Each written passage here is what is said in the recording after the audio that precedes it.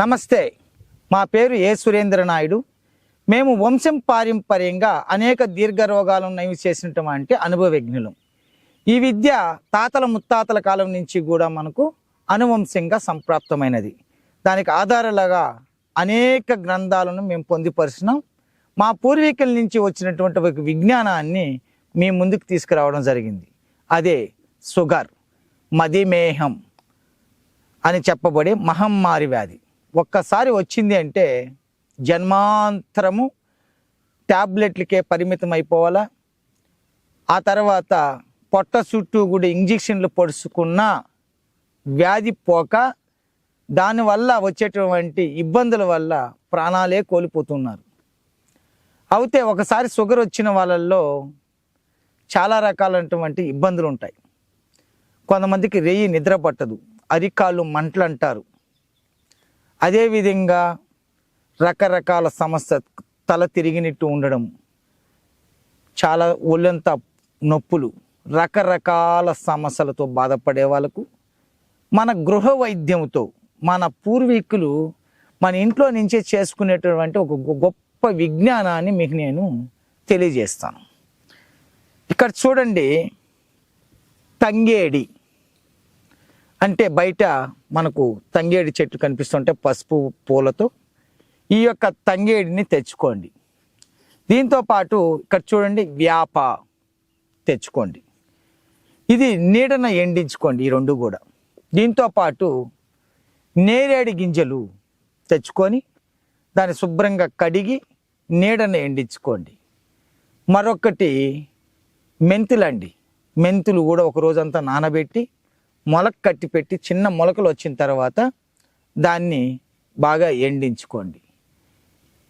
దీంతోపాటు కంపల్సరీగా కాకరకాయలు ఒక ఆకులు లేదు, ఆ కాయలు చిన్న లేత కాయలు కూడా తీసుకొని చిన్న చిన్న ముక్కలుగా కట్ చేసి ఎండబెట్టుకోండి. చేదు జీలకర్ర, దీన్ని కూడా మీరు కొట్టి పెట్టుకోండి. ఈ విధంగా చెప్పుకుంటూ పోతుంటే పొడపత్రి, మధునాశిని అని కూడా దీనికి పేరు. మీకు ఏదైనా ఒక 5 పదార్థాలు శుభ్రంగా సేకరించుకొని దీన్ని నైస్గా పొడిగొట్టుకోండి.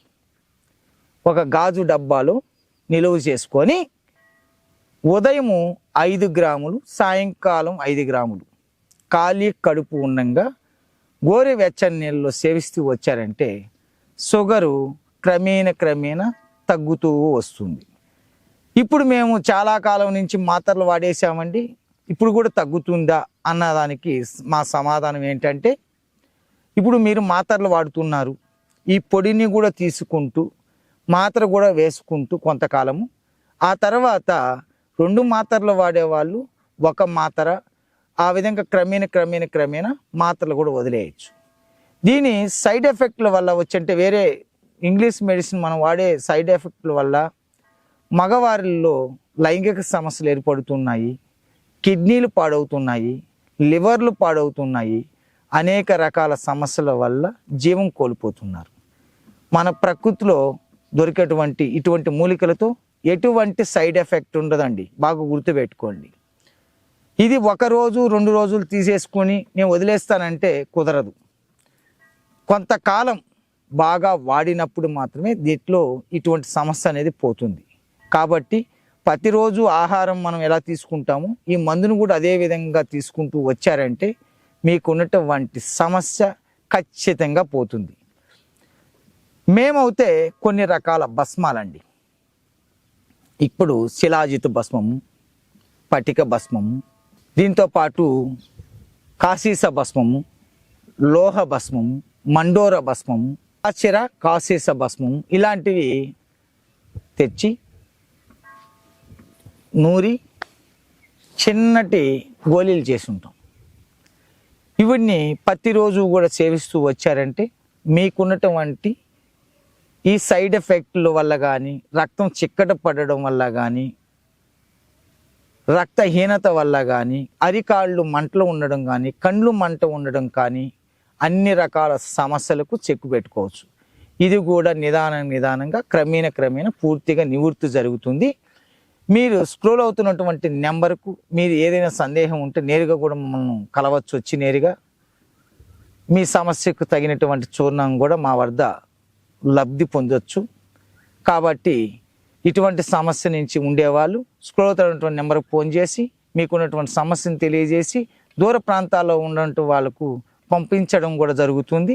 ఇలా పొంది మీకున్నటువంటి సమస్య నివృత్తి చేసుకుంటారని కోరుకుంటూ సెలవు తీసుకుంటున్నాను. సర్వే జనం సుఖినో భవంతు. నమస్తే.